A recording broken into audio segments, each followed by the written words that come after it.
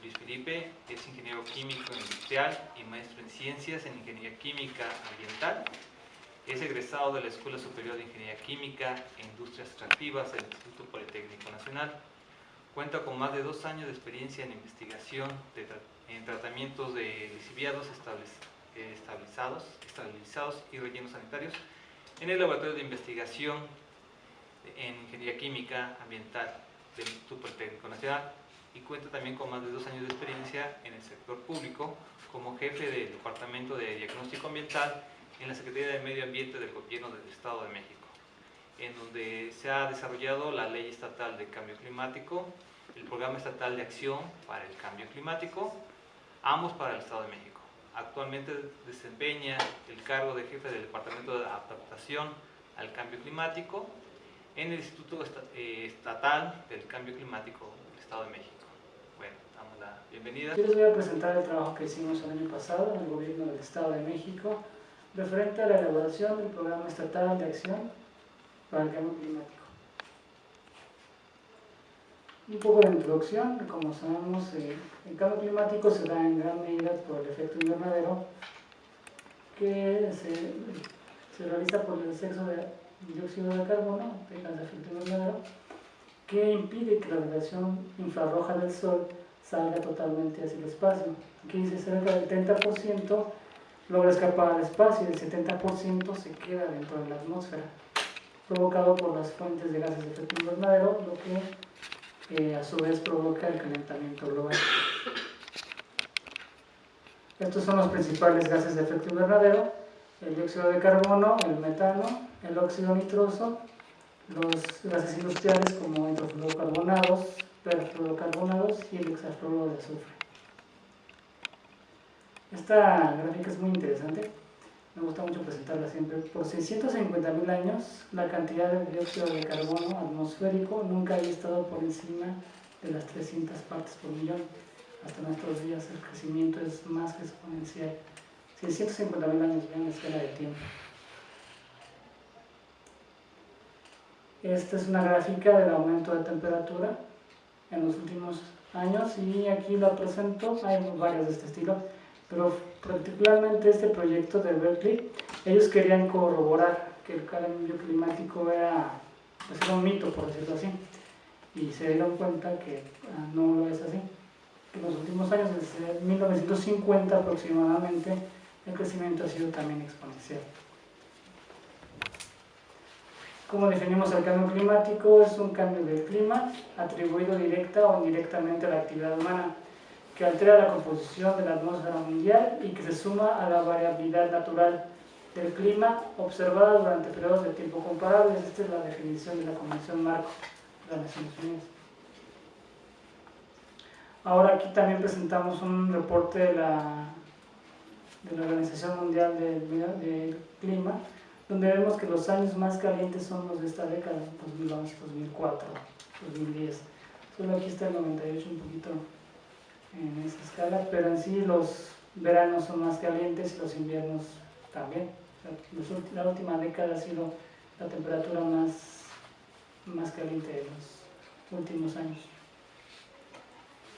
El objetivo del programa que quisimos nosotros establecer es sensibilizar a las autoridades y a la población en general sobre los efectos del cambio climático, que toda la población en general conozca el efecto del cambio climático, para que se asuman compromisos como alternativas para enfrentarlos en beneficio de la población. Aquí las alternativas deben ser también expuestas por el sector público y sector privado y la asociación civil. Un poco de lo que se ha avanzado a nivel nacional en cambio climático es la Estrategia Nacional de Cambio Climático, publicada el año pasado, y este año en marzo se publicó el Programa Especial de Cambio Climático. En el Estado de México estos son los trabajos que hemos realizado últimamente. En 2009 se publicó una iniciativa de cambio climático con un preámbulo para todo este tema. El año pasado se hizo el Inventario Estatal de Gases de Efecto Invernadero, trabajo que presentamos aquí también en el PINC. Y también el Programa Estatal de Acción ante el Cambio Climático, que se acaba de liberar por el INEC hace un mes más o menos. la Ley Estatal de Cambio Climático, publicada el 19 de diciembre de 2013, y estamos estrenándonos apenas en el Instituto Estatal de Energía y Cambio Climático el 16 de octubre. Tenemos algunos pocos días, apenas estamos estrenando aquí en mantener largos en el instituto. Un resumen alimentario de gases de efecto invernadero en los sectores que vemos aquí: energía, procesos industriales, agricultura, uso de suelo y silvicultura, y desechos. Lo hicimos para los años 2005 y 2010, como podemos observar.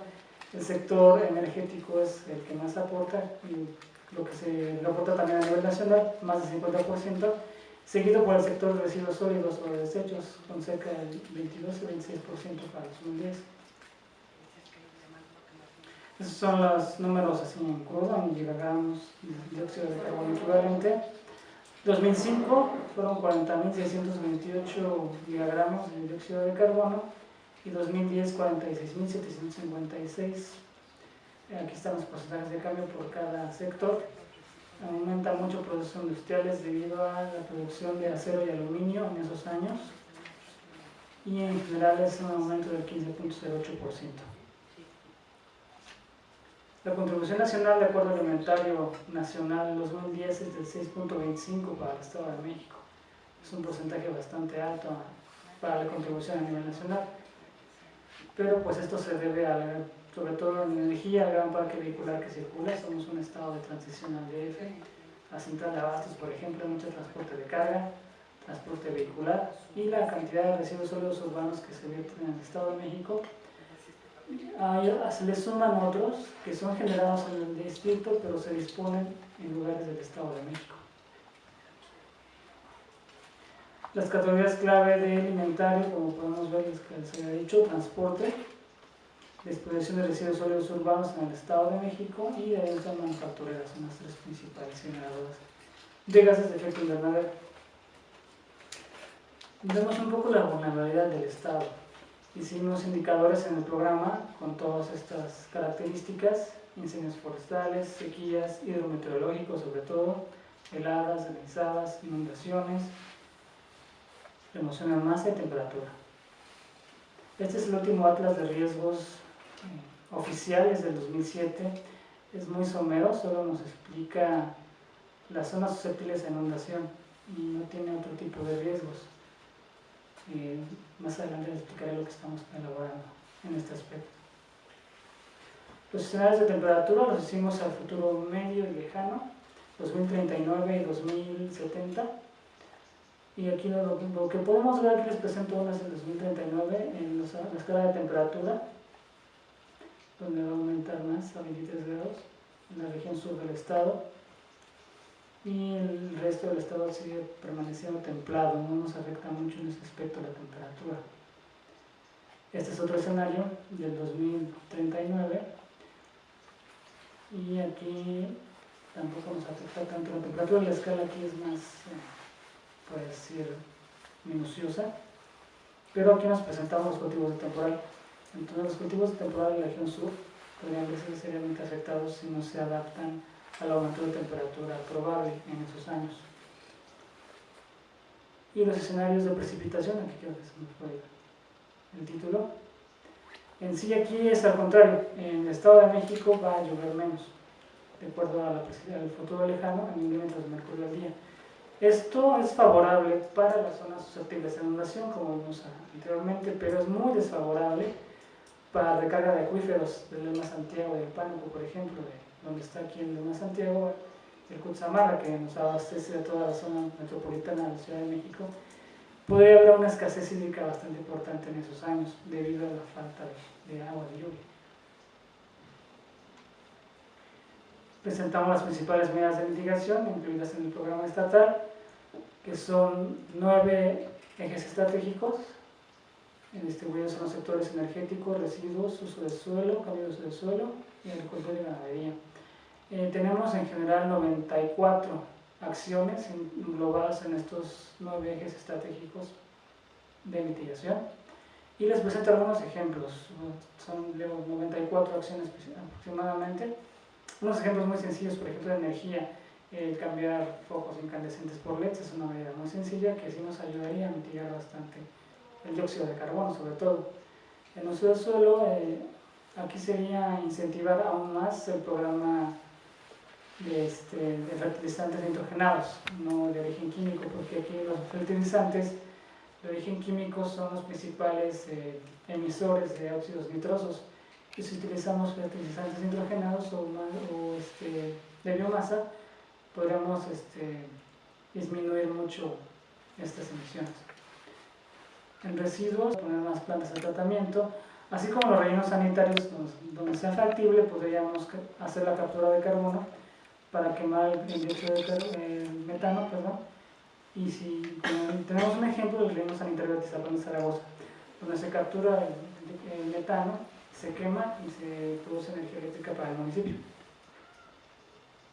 Y en agricultura, incrementar el pago por la captura de carbono como una estrategia del sector forestal. Y en procesos industriales, el cambio de procesos productivos por productos más limpios, combustibles también más limpios o alternativos. ¿Esto cómo lo podríamos hacer con el sector industrial? Pues serían incentivos fiscales para que ellos pudieran cambiar sus procesos, además de que es más económico para las industrias reutilizar los residuos, por ejemplo.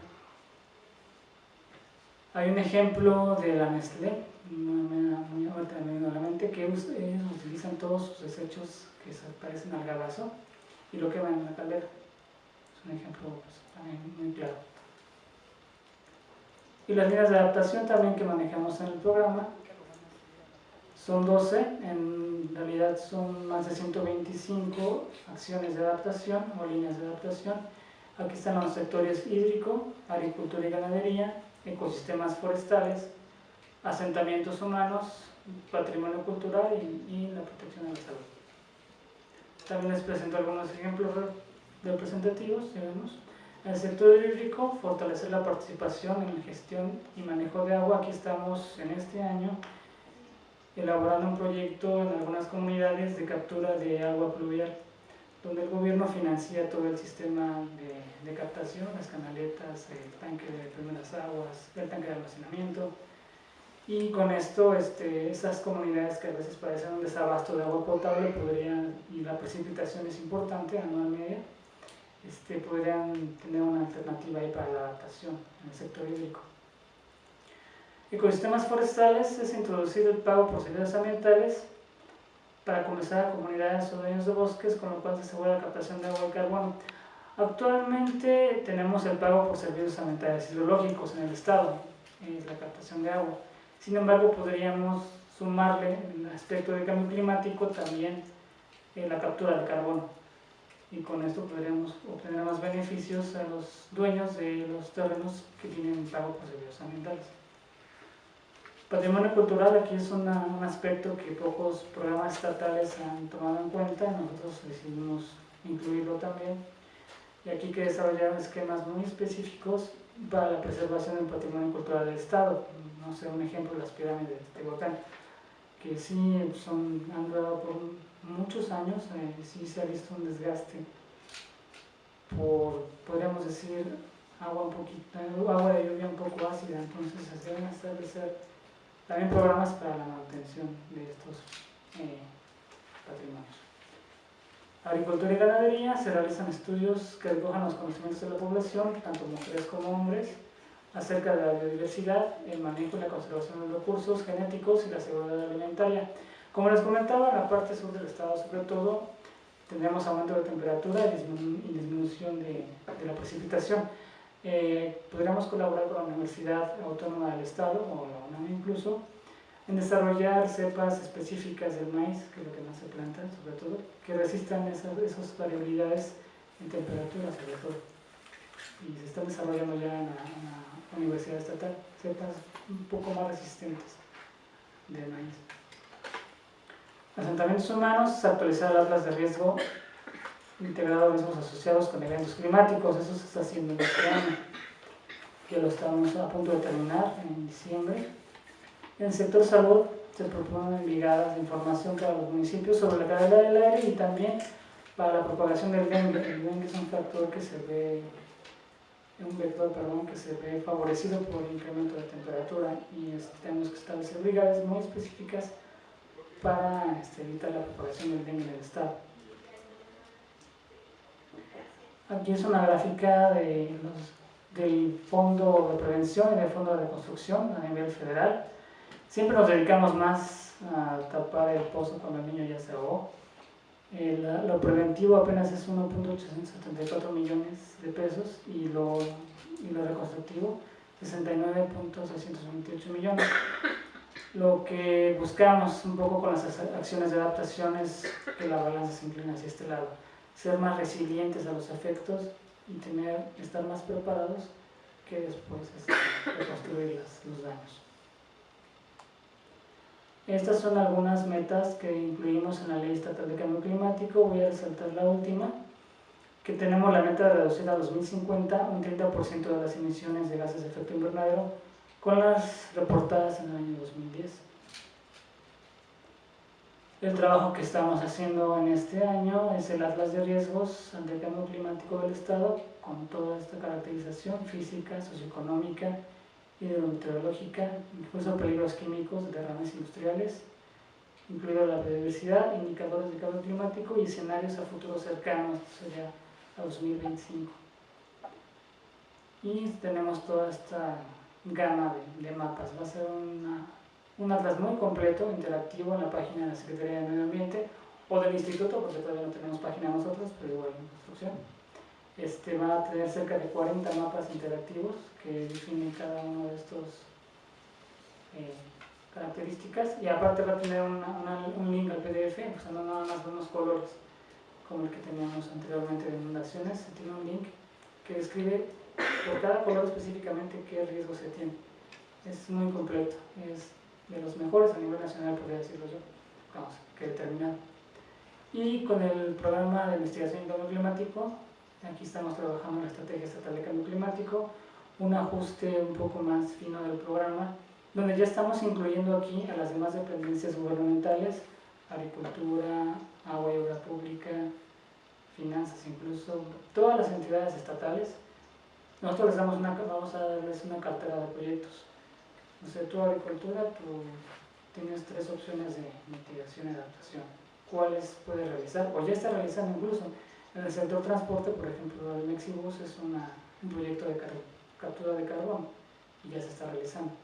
Es lo que vamos a hacer en la estrategia. Ya que no se quede este estudio en papel, sino que con las dependencias y con cada dependencia y establecer estrategias de mitigación y adaptación. Y pues ya, por último, los agradecimientos a la Universidad Autónoma del Estado de México. Todo el trabajo es coordinado por su servidor, la Secretaría de Medio Ambiente. También tuvimos apoyo del Programa de las Naciones Unidas para el Medio Ambiente, Natura en el inventario, la UNAM en la Estrategia de Cambio Climático, el Instituto Nacional de Ecología y Cambio Climático y el Centro Mario Molina. El trabajo lo hicimos su servidor y la maestra en Ciencias Claudia Beltránez, yo como jefe del Departamento de Adaptación y ella integrante del Departamento de Mitigación del Cambio Climático en el recién inaugurado Instituto Estatal de Energía y Cambio Climático del Estado de México. Sería todo por mi parte. Si tienen alguna duda, estamos a sus órdenes.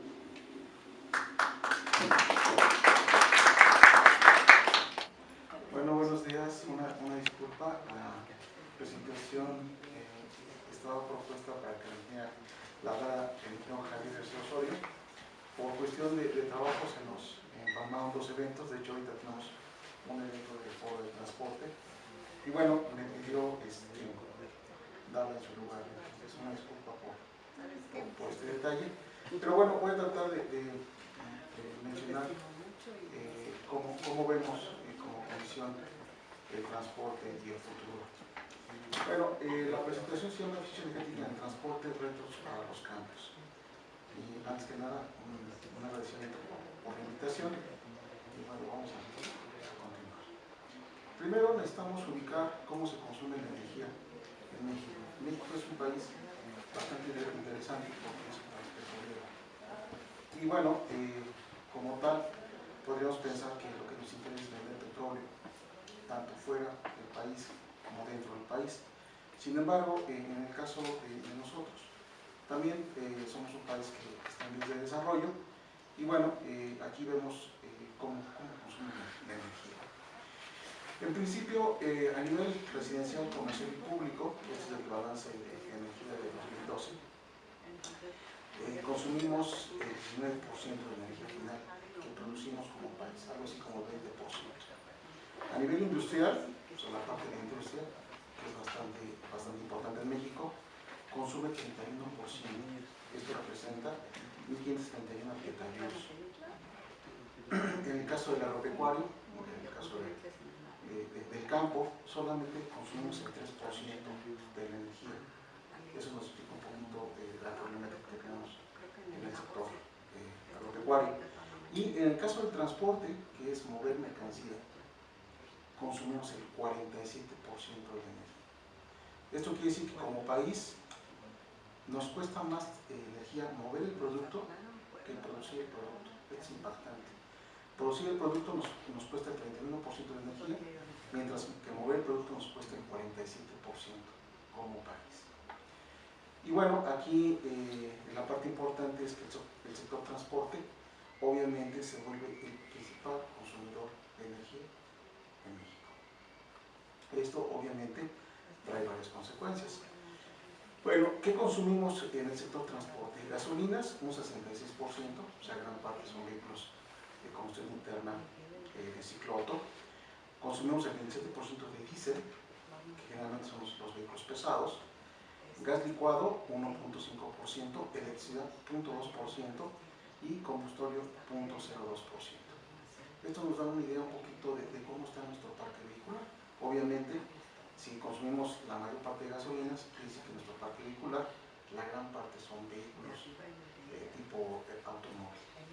El segundo gran consumidor son los vehículos a diésel, aquí estamos hablando de camiones principalmente. Y bueno, ya en tercer lugar están los querosenos y como combustible alterno pues, tenemos el gas licuado del petróleo con el 1.5%. Si nos ubicamos en la parte de transporte, cuando hablamos de transporte estamos hablando de transporte aéreo, marítimo, ferroviario, etc. El mayor consumidor es el autotransporte. O sea, aquí estamos hablando de transporte sobre ruedas. El autotransporte consume casi el 92% de la energía que consumimos como transporte. El segundo consumidor es el aéreo, con 5.3%. El marítimo, a pesar de nuestros grandes litorales, solamente consume el 1.4%, el ferroviario, que ya creció en los últimos años, el 1.2%, y el eléctrico, el 0.2%. Esto también es interesante porque obviamente el gran consumidor en México de transporte es el autotransporte. Si analizamos el autotransporte, vemos que el 72% del autotransporte consume gasolina. Eso ya nos está indicando, obviamente, que el principal consumidor son automóviles y solamente el 26% consume diésel. Aquí estamos hablando de los camiones.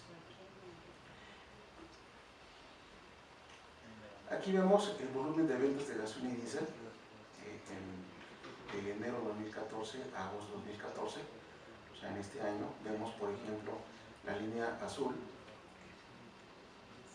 nos está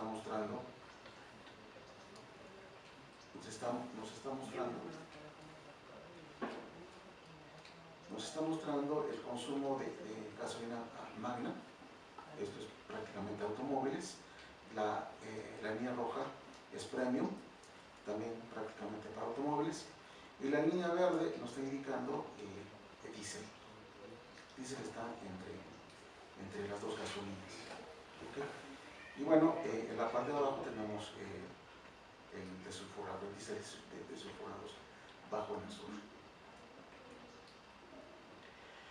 En el caso de gasolinas y diésel importado, tenemos también esta gráfica para 2014, para agosto de 2014, a partir de enero. Tenemos la parte azul es gasolinas y en la parte de color rojo es diésel.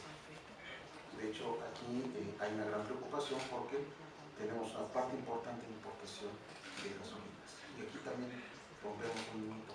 ¿Sí? La parte de gasolina de México es importada y tiene la misma calidad que la gasolina de otros países. ¿Quién consume la gasolina y el diésel en México? De hecho ya lo comentamos de manera general. Si hablamos del parque vehicular, aquí tenemos estadísticas de 72 a 2012 por tipo de vehículo. Vemos que el 52% son automóviles. O sea, prácticamente un poco más de la mitad del parque vehicular son automóviles. El 42%, 44 no alcanzo a ver muy bien, 44 son camiones ligeros. Y camiones pesados, o sea, los tractocamiones, los trailers, estamos hablando de 2%. O sea, prácticamente nuestro parque vehicular son automóviles, camiones ligeros y camiones pesados. Y bueno, tenemos autobús integral, que representa el 0.15%. El autobús integral es el autobús por de pasajeros. Si vemos la participación del parque vehicular por segmento, igual en un periodo de 1972 a 2012, encontramos, por ejemplo, que el vehículo compacto, representa el 23%, casi 24%, el 19% lo representa el subcompacto, el 16% el camión clase 1. Camión clase 1 es pick-up, por ejemplo, más o menos, para que tengan una idea. El 14 lo representan el de usos múltiples. El de usos múltiples podemos hablar de, por ejemplo, estas camionetas para entrega de mercancía, como las que tiene DHL, son tipo van, ¿sí? Y el 9.08 lo representa el camión clase 2. El clase 2 es la camioneta de redilas, más o menos para que lo ubiquen. Por el camión clase 3 es un poquito más grande y los de. En cuanto a unidades de transporte por origen, vemos que un poquito más del 40% son americanos, pero también otro poquito más del 40% son asiáticos. Gran parte de nuestro parque vehicular está formado por vehículos de origen norteamericano y por vehículos asiáticos, y solamente el 15% por vehículos europeos. Aquí vemos que el vehículo asiático pues está tomando una importancia importante en nuestro país. Un problema que tenemos como país es la introducción de vehículos, digamos, que se ponen como ilegales o chocolates, y son estimaciones. Aquí vemos que en 2011 hay un impacto importante. En el caso de la columna verde son ilegales y la columna de color rojo son regularizados, y tenemos los legales de color azul. Y bueno, vemos que en 2013, bueno, 2011, 2012 y 2013, el impacto que tenemos de estos vehículos es bastante importante. Y bueno, estimaciones para 2020, se piensa que el impacto va a ser mucho más fuerte. Esto trae consecuencias. Obviamente son vehículos que no se fabricaron en México, sin embargo están en México, digamos, generan una competencia contra el vehículo nacional de fabricación nacional, y en muchos casos es un vehículo que normalmente es más económico, es un vehículo usado, más económico con respecto al mismo modelo del que se vende aquí en México. ¿Cuáles son las políticas en el sector energético? Aquí necesitamos ubicar el rol del gobierno mexicano para proteger los recursos energéticos, y para ello ha tomado varios caminos.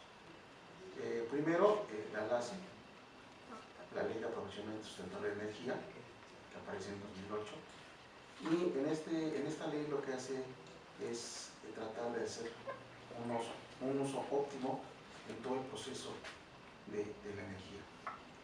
El reglamento de la LACE nace en septiembre de 2009 y nos dice cómo ejecutar esa ley, la Ley de Aprovechamiento Sustentable de Energía. Y bueno, actualmente tenemos el PRONACE, y obviamente se está preparando un nuevo documento para este programa. Y bueno, también hablamos de la Estrategia Nacional de Energía, que es una estrategia a largo plazo, el Plan Nacional de Desarrollo, que es un plan sexenal, y el Programa Sectorial de Energía, que también es un plan sexenal. Aquí, si hablamos de tiempos, digamos que el Programa Sectorial de Energía, el Plan Nacional de Desarrollo, lo tenemos ubicado de 2013 a 2018, y la Estrategia Nacional de Energía es una estrategia a largo plazo, y estamos ubicándola entre 2013 y 2027. ¿Qué dice el PRONACE, el Programa Nacional de Ahorro Sustentable de Energía? Primero, considera 6 rubros para impulsar y promover la eficiencia energética. Obviamente, estos rubros son programas de eficiencia energética, regulación de la eficiencia energética, mecanismos de cooperación, sumar las capacidades institucionales, generar y promover una cultura de ahorro de energía y la investigación y desarrollo tecnológico.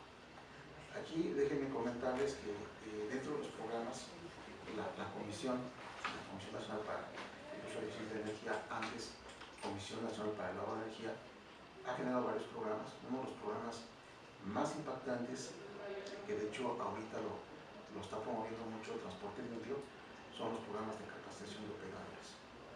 En México, desde hace 20 años, la CONAE empezó un programa piloto muy importante de capacitación, y de ahí nace todo un programa en transporte de pasajeros. Los que usan autobuses seguramente se han dado cuenta de la calidad del autobús, autobuses de última generación, y también la calidad del señor que va operando esas unidades. Ya no es un señor agresivo, ya no es un señor que va a alta velocidad, es un señor muy consciente de su trabajo, que ha sido capacitado y obviamente cuida la unidad, cuida el medio ambiente, y es una persona totalmente diferente de la que teníamos hace 20 años. Y bueno, de este programa de capacitación en conducción técnico-económica, aprovechamos ese programa para que el transporte limpio también lo siga promoviendo.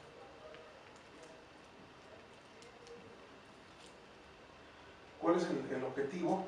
Diseñar y desarrollar programas y acciones que propicien el uso óptimo de la energía en procesos y actividades de la cadena energética nacional. En este sentido, hay estrategias y líneas de acción muy bien definidas. El punto 1.3 es incrementar la eficiencia en el consumo de energía del sector transporte.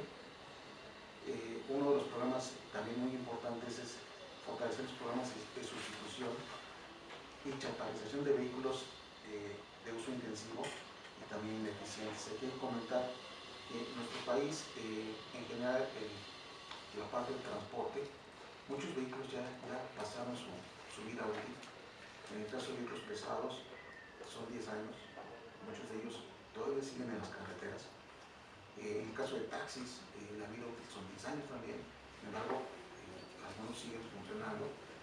Y bueno, esos vehículos tienen que ser sustituidos. Hay todo un programa de sustitución de unidades y programas de chatarrización. Esos vehículos que se chatarrizan y se sustituyen por vehículos nuevos. También la idea es diseñar y desarrollar programas de gestión de la energía para flotas vehiculares de uso intensivo. Aquí quiero comentarles que desafortunadamente en algunos casos las empresas más bien los medios de transporte no se han desarrollado como empresas. Un ejemplo puede ser el caso de los microbuses, son asociaciones en las cuales son asociaciones de dueños, y obviamente cada dueño tiene la decisión de hacer lo que quiera con su unidad. Y bueno, para hacerlo muy sencillo, por ejemplo, un señor que tiene una unidad y necesita reparación, pues va a buscar un taller. Pero si esto lo multiplicamos por 100 socios, los 100 socios van a buscar 100 talleres. Y obviamente la calidad de los 100 talleres va a ser diferente. Lo más sencillo sería tener un taller para que dé servicio a esas 100 unidades, controlando la calidad y obviamente el tipo de reparación que se hace en esas unidades. De esa manera, esa asociación se convertiría en una empresa. Es lo que se busca, que sean empresas las cuales puedan ser sujetas de créditos, las cuales puedan sustituir vehículos y bueno, toda una serie de ventajas que se tiene cuando se tiene una empresa de transporte. También el diseñar y desarrollar programas de gestión de la energía para flotas vehiculares de uso intensivo. Aquí les quiero comentar que muchas veces la empresa de transporte es una empresa muy dinámica. De hecho, el transporte es demasiado dinámico, siempre todo urge, todo se requiere ya, y muchas veces digamos, se descuidan detalles como cuál es el rendimiento de las unidades, si es rentable el negocio. En muchos casos, en muchas empresas a las que hemos asistido, que les hemos dado asistencia técnica, encontramos que la empresa está en números rojos y no se ha dado cuenta porque no hay un análisis. Y obviamente al hacer este análisis se observa cuáles son los elementos que generan estas pérdidas y obviamente se toman acciones para ello. Otro punto es impulsar la movilidad urbana sustentable, promoviendo sistemas de transporte masivo y no motorizado. Aquí, cuando hablamos de movilidad urbana, es un tema bastante crítico porque muchas personas lo ven como un tema solamente de mover personas. Movilidad urbana es mover personas, mover mercancías, mover productos y obviamente hay varias alternativas. Muchas personas hablan de movilidad urbana promoviendo el uso únicamente de la bicicleta. La bicicleta es un medio alterno, ¿sí? Pero tiene que ser utilizado bajo ciertas condiciones y obviamente en lugares adecuados para el uso de este elemento que es la bicicleta. Sin embargo, hay otras alternativas también que son importantes para la movilidad. Otro punto es promover el uso del ferrocarril en el traslado de carga y pasajeros. México se enfocó mucho en transporte de carga. Actualmente, en muchos países europeos, los principales sistemas de transporte son por ferrocarril y son interconectados, o sea, tú puedes viajar entre países por ferrocarril sin ningún problema. En México, la parte de transporte de pasajeros como que se dejó a un lado. Actualmente ya hay programas enfocados a este tema. También impulsar el desarrollo de planes y acciones para la adopción de tecnologías de combustibles limpios en el transporte. Todos los fabricantes de vehículos, todos los fabricantes de motores, tienen tecnologías para el uso de combustibles alternos. Si ustedes son curiosos y ustedes ven, por ejemplo, camionetas Ford, por decir una marca, en la parte de atrás algunas dicen FF quiere decir combustible flexible. Esa camioneta que se vende en México puede utilizar combustible flexible, que es una mezcla de gasolina y alcohol. En México se vende la tecnología, se vende la camioneta, pero no tenemos el combustible alterno. ¿Okay? También la idea es diseñar un plan de acción para garantizar el suministro de diésel de ultrabajo azufre a nivel nacional. Uno de las grandes peticiones que tienen los fabricantes de vehículos es el diésel de ultrabajo azufre. En Europa se está pidiendo de 10 partes por millón, en Estados Unidos están manejando 15 partes por millón, y bueno, en México tenemos otro tipo de calidad de diésel. Los fabricantes de motores nos dicen que necesitan diésel de trabajo azufre para poder traer tecnología de punta o la última tecnología y de esta manera obviamente hacerlos más amigables con el medio ambiente y también más eficientes. Y el último punto es capacitar a transportistas de carga en el uso eficiente de los vehículos. En México el transporte, cuando hablamos de transporte de carga, nace generalmente de un señor que era operador, tenía un camioncito, le va bien en el negocio, compra otro camioncito, le va bien y va comprando camioncitos, de tal manera que cuando él voltea se da cuenta que ya tiene 5, 6, 7, 8, 10 camiones. Sin embargo, el señor sigue siendo operador, o sea, no tiene la mentalidad de empresario, no tiene la idea de guardar dinero para renovar su flota, no tiene una capacitación para abrir mercados, para meter nuevas tecnologías y eso obviamente nos impacta. ¿Qué es lo que se requiere hacer? Bueno, a ese señor que fue operador, que tiene su empresa, hacerlo un microempresario, que piense como empresario, que vea futuro, que vea crecer su negocio y obviamente que se desarrolle como empresario. El otro problema que tenemos en el caso del transporte de carga es que ese operador, si nosotros le preguntamos ¿dónde aprendiste a manejar?, nosotros pensaríamos que tendría que haber una escuela que les enseñara a los operadores a manejar. Sin embargo, si hacemos un poquito de memoria, si nos remontamos a 30 años o hace 40 años, pues no había escuelas para operadores. Y entonces el señor operador, ¿cómo aprendía? Bueno, igual que muchos de nosotros, le enseñaba a una persona, podría ser su primo, su familiar, su papá, su amigo, y le enseñaba a manejar. Pero lo curioso es que ese señor tampoco había sido capacitado en una escuela, y entonces todos esos vicios que tenía se los pasaba a este operador. Este señor empezó a manejar un automóvil, después un camión, una pick-up, después un camioncito, después un camión más grande, y llegaba a un tractocamión o llegaba a un autobús. Y nunca había recibido una capacitación en manejo, que es parte de su vida.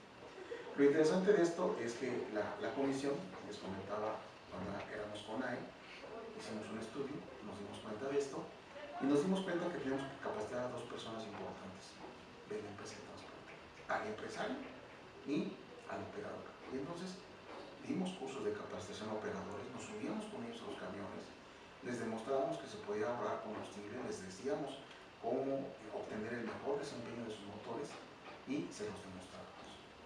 Y esta es la parte más importante. Se la demostrábamos al operador mexicano en su camión que estaba en México, en carreteras mexicanas y transportando lo que él normalmente transportaba. Y obviamente el impacto era interesante. Nosotros, cuando empezamos a hacer este programa, tuvimos ahorros del 6 al 35% de ahorro de combustible. Les voy a dar un dato: el 40% del costo variable de un empresario de transporte es combustible. Si le bajamos un poquito el consumo, impacta bastante en sus utilidades.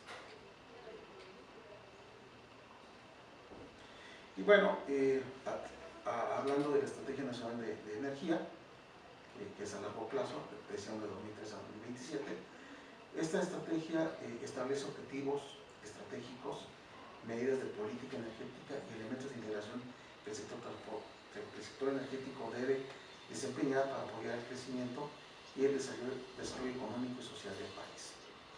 Un aspecto clave de esta estrategia es promocionar la eficiencia energética. Promocionar la eficiencia energética es hacer lo mismo consumiendo menos energía.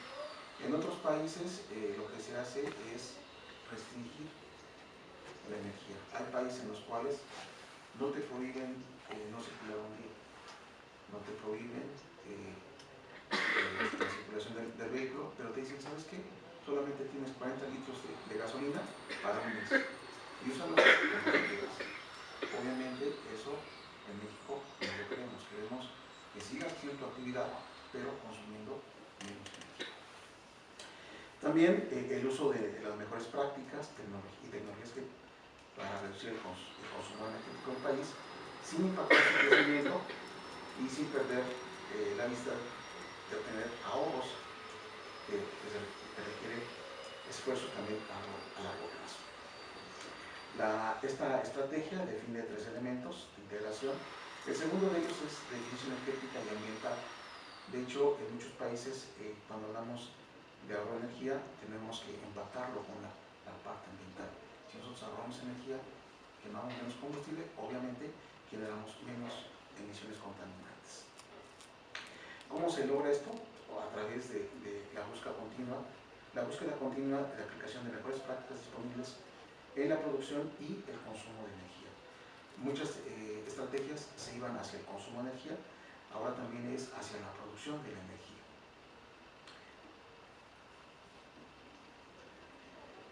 Si nosotros pintamos el mapa conceptual de esta estrategia, podemos ver que en la punta están los objetivos estratégicos, que son crecimiento del PIB, o sea, crecimiento del país,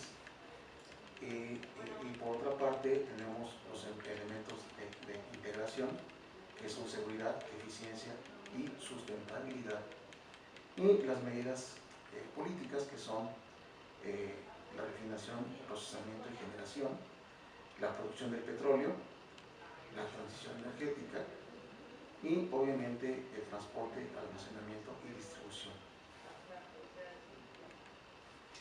¿Qué considera esta estrategia? Obviamente aumentar la productividad con la promoción de nuevos mercados y reducir la presión en los sistemas energéticos del país. El diagnóstico. ¿Qué pasa en México? De acuerdo con lo que hemos presentado, tenemos casi 30 millones de vehículos que consumen el 90% de energía de uso final del sector. Se cuenta con un parque vehicular, una de mayores de 12 años, estoy hablando en general, ineficiente y que contamina. Y las ciudades grandes y medianas padecen congestión vehicular. De hecho, muchas ciudades siguen el mismo modelo de la Ciudad de México, de la zona metropolitana. Tenemos el problema de Guadalajara, tenemos el problema de Monterrey, tenemos problemas de Querétaro, de Puebla también, bueno, Cuernavaca también. Es impresionante, un lugar tan pequeño y tan congestionado. Y bueno, también aquí hay que mencionar que muchas ciudades pues nacen no pensando en el automóvil, nacen pensando en un caballo y carruajes, ¿no? Entonces era otra visión la que se tenía. Y bueno, existe una contracultura respecto al uso de la energía en el transporte. Los recursos no son suficientes para integrar la tecnología. Tecnología existe, de hecho hay vehículos eléctricos, hay híbridos, hay flex fuel o combustible flexible. Y una frase que es interesante, y que la menciona siempre el geógrafo García Osorio, es que los factores para mejorar o ampliar la eficiencia energética en el transporte son tantos como los intereses involucrados en el mismo. Aquí, para hacer una analogía, si yo quisiera mejorar una fábrica de tornillos, yo puedo ir a Alemania y comprar la máquina más moderna para hacer tornillos, la traigo a México y aumento mi productividad. Si lo aplico al transporte, puedo ir a Alemania a comprar el autobús más avanzado que hay, traerlo a México, y eso no me asegura que mejore mi eficiencia en mi país. En la empresa de transporte hay dos elementos críticos, una son los vehículos y la otra parte son los operadores. Muchos de los operadores y muchos de nuestros empresarios de transporte compran vehículos preciosos que cuestan bastante caro. Un autobús anda costando 5 millones de pesos. Traen la última tecnología y lo curioso es que el operador es un señor que no tiene una primaria, nunca ha recibido un curso de manejo y obviamente ese señor va a manejar la última tecnología y no sabe cómo manejar. Aquí podemos ver entonces que el diagnóstico de las partes, hablamos del modelo de transporte, o podemos ver la suma de las partes como un sistema de transportación. Podemos ver el transporte público como una parte, el automóvil particular como otra parte, el transporte interurbano como otra parte y el transporte mercantil como otra parte. Sin embargo, todos ellos forman parte del sistema de transportación. Si nosotros afectamos a alguno de ellos, le pegamos al sistema de transportación. Y es una cadena, ¿okay? Y es impresionante. ¿Cuáles son los retos para México? Bueno, son varios. Los retos son para todos los actores en la búsqueda de los ahorros. En el caso de gobiernos, la aplicación de normas, regulaciones. Aquí también les quiero comentar que las normas son muy importantes, pero no son inmediatas. Una norma, lo más rápido que se puede hacer son 2 años. Se tienen que hacer reuniones, se tienen que hacer propuestas, se tienen que revisar, se tienen que llegar a hacer acuerdos. Obviamente una asistencia técnica importante, promoción e incentivos también, y obviamente promover los desarrollos.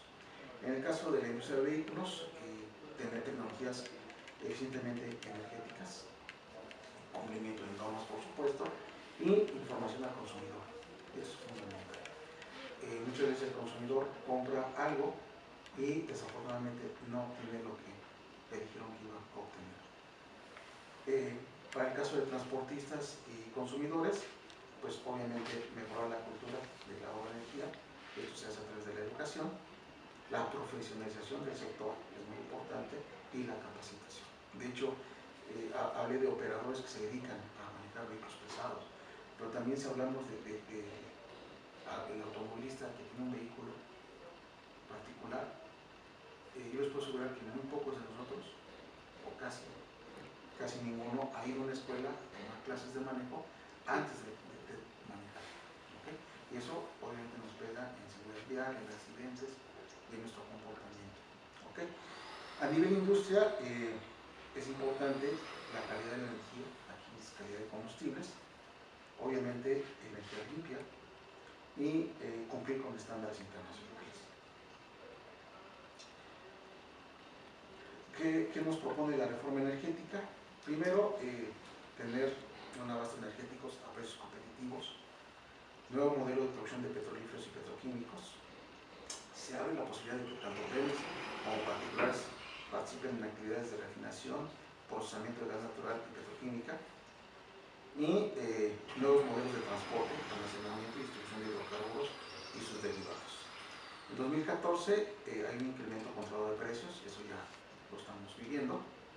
De 2015 a 2016 hay unos precios máximos y a partir de 2017 el precio del IVA. Esto lo refleja condiciones de mercado. Y en 2017 también hay un apoyo focalizado a los consumidores de gas LP.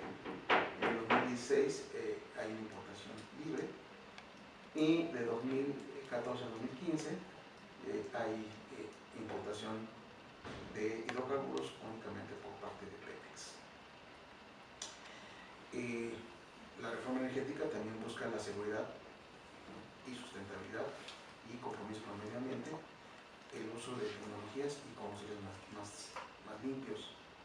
Y obviamente el Ejecutivo Federal deberá incluir en el Programa Nacional para el Aprovechamiento Sustentable, lo que es el PRONACE, los pasos a seguir, así como las condiciones de operación y financiamiento para promover el uso de tecnologías y combustibles más limpios.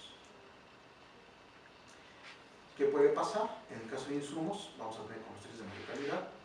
¿Qué consecuencias va a tener? Traer tecnologías vehiculares más limpias. Y la acción, obviamente, capacitación para la selección, operación y mantenimiento de esa misma tecnología.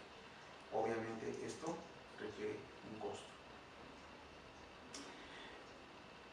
¿Qué se va a requerir en las empresas? Capacitación, tanto de directivos como administrativos como operadores. En el caso de la tecnología, la selección, el uso y el costo de esa tecnología. En el caso del mantenimiento, que es un tema que pocas veces se toma en cuenta, una mejora de los programas de mantenimiento, mejora en las herramientas para el diagnóstico y obviamente favorecer el mantenimiento preventivo. En el caso de la logística, los sistemas ITS, los sistemas inteligentes, software para estos sistemas y lo que es la integración de la información. ¿Cuál es el mayor reto? Obviamente que el gobierno, la industria y el consumidor estén engranados en el mismo objetivo, obviamente, que es la sociedad. ¿Qué es lo que vamos a lograr? Obviamente la eficiencia energética, reducir las emisiones de CO2, tener una responsabilidad social más alta y mejorar la productividad.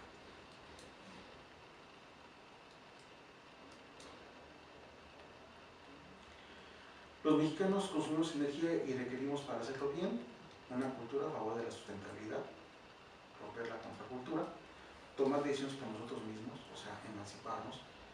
México afortunadamente va cambiando, la gente vuelve más exigente y es importante porque toma ya decisiones con más información, o sea, más informada. ¿Ok? También necesitamos más información, más investigación y también más conocimiento. Usar eficientemente la tecnología, racionalizar, o sea, tener conciencia de que lo que nos cuestan los combustibles, la energía y el no uso, o sea, evitar el desperdicio de ese consumo de energía. Aquí podemos mencionar que los beneficios son muchos: acciones contra el cambio climático, productividad, ahorro de más del 15% de energía y mayor sustentabilidad energética.